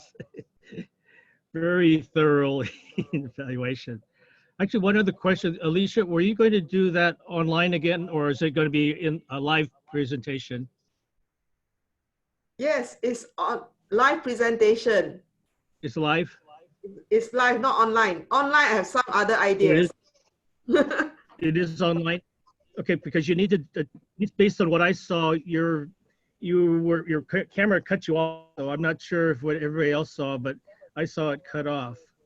Yeah. The reason being that I had very little time to prepare my stage. Suddenly, the Toastmaster of the day calls me to do my speech, and I didn't have my props ready. Okay, but what you need to do is set up your camera, preview it before you give your presentation, and see how you look, because you were cut off. I only saw part of your head and right. So by right, I should push my camera further forward so everyone can see me. Right. Yeah. Double check that before you give your presentation. Because it cut you off. I should have told the Toastmaster of the day, please give me 2 minutes to prepare. Okay, let's see. I think the only one other one is, did Panos, do you want us to give you a little bit of feedback on your presentation? I don't think anybody was assigned. Well, I'll start making people. Huh?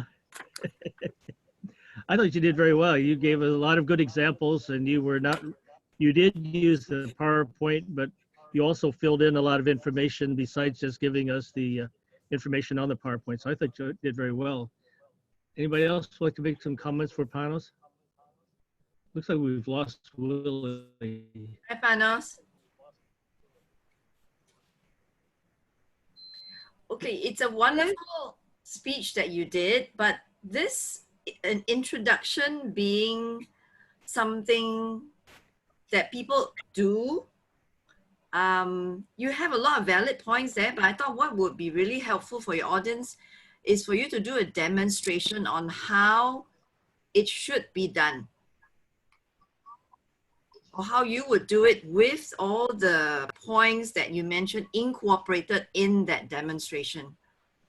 It'll be a lot easier to follow. It's a lot more visual because we're seeing a live demonstration rather than to read off the points. But you were very detailed in explaining it, but I thought a demonstration would be more visual, more pictorial. It'll be a lot easier and would have probably condensed your speech in that sense. Okay. That would be my take on it. Yeah, very good, Marguerite. Thank you. Anybody else have any feedback for Panos? Yeah, Angela, go ahead and unmute yourself, Angela. Thank you. Yes, I loved the presentation. I thought that, as with many speakers, the beginning was a bit slow and I was reading the notes and so on. And then halfway through it suddenly took off. And I don't know whether that was the preparation or what, but it seems to me the second half was much better than the first half. A couple of very small points. I heard what I thought was aria, and I thought an aria is a piece of music, whereas an area is a place. So be very careful to say area and not aria. And not to introduce you, if you introduce somebody, it's different from introducing them to somebody. And I got slightly lost as to whether you were introducing somebody or introducing somebody to somebody else. If you use the word introduce too often and don't make that clear. But apart from that, I thought it was very helpful, very interesting. And I agree with Margaret, a demonstration would have absolutely made it perfect. Thank you. Thank you, Angela. The polling is up, so please vote for the person who you thought did the best job evaluating. Actually, another comment for Panos is I noticed that the presentation is canned and it is by Toastmasters.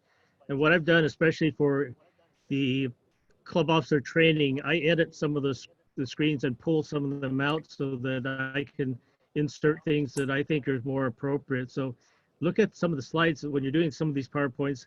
Maybe not all of the slides are necessary, and then you can insert your sample introduction that way too and still stay within time. Okay, has everybody voted?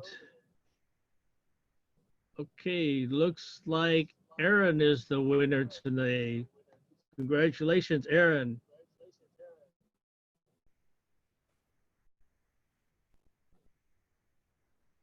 Where's Aaron? Okay. What is that, a 747? Okay. It's an olive. Oh, okay.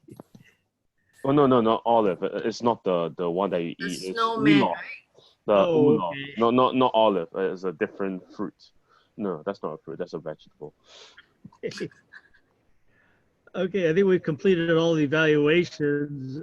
Willie, I think we tried to catch everything while you were away, and I think we have all the evaluations taken care of, and we've done the voting. Okay, sure. Thank you. yeah.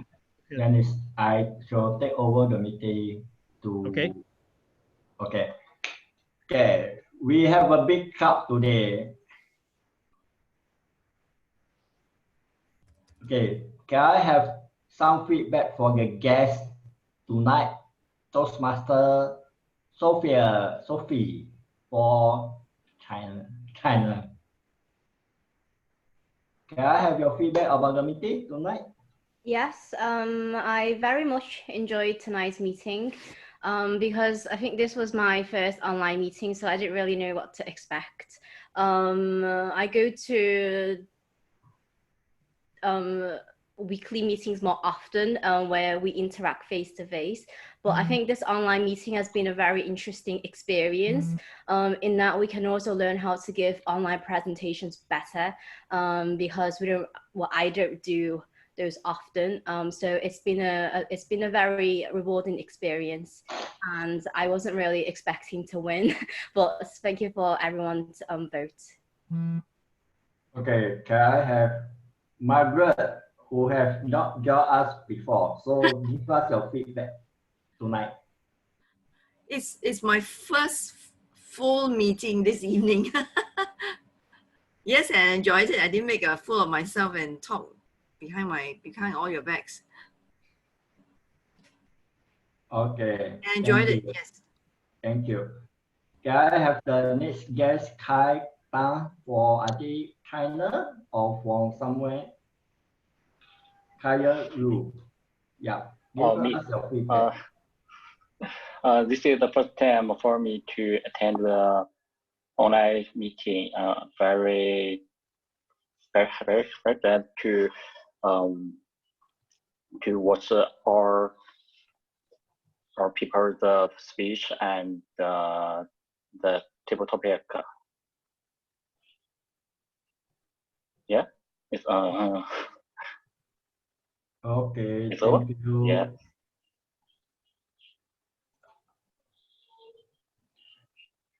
Okay, who else? Who have not visited the meeting? Okay, Jennifer, you have joined the meeting in the last 30 minutes. How's you feel?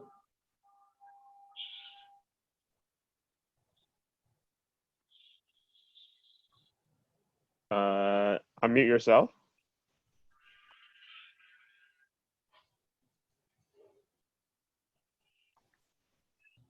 No, really, you should unmute for her lah. Yeah, I'm mute for her. You're the host, okay? Okay. Hear me now? Yes. Like I said, last 30 minutes, it's difficult for me to give you a lot of feedback because I just came back to the office. So I managed to catch a little bit. I can't really say a lot, but I must try my best to attend this meeting more often. Okay? Okay, thank you, Jennifer. Thank you, the guests, for your feedback.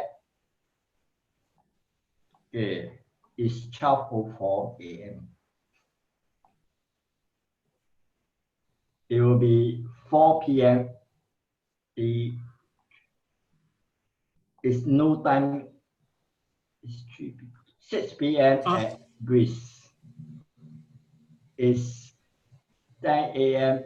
at California, right, Dennis? Some of you who have not attended the Singapore Online Club, or you have attended other online club, you will see that the Singapore Online Club dare to be different because we always do things that are different for other online club, even physical club. That's why the theme of this tonight meeting is it's okay to be different. Actually, the right phrase I should use is we dare to be different. Because we always break tradition. Yeah, I super agree.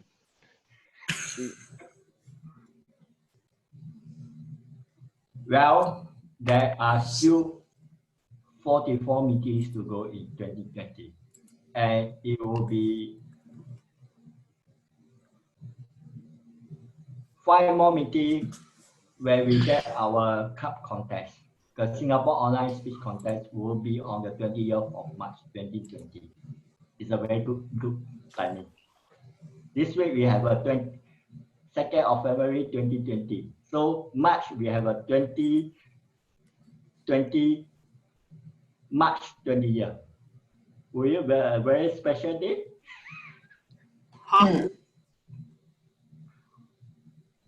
So I thank you for all the guest feedback as well as people who have spent your time, people for Singapore, for China, for Greece, for US to attend this wonderful meeting.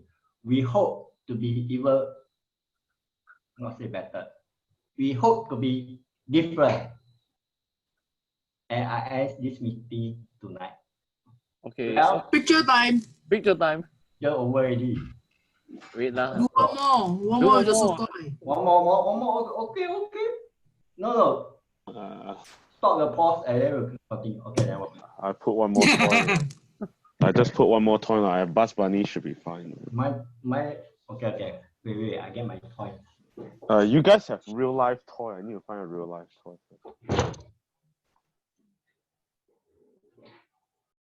Wow, Kevin. My Okay, daughter.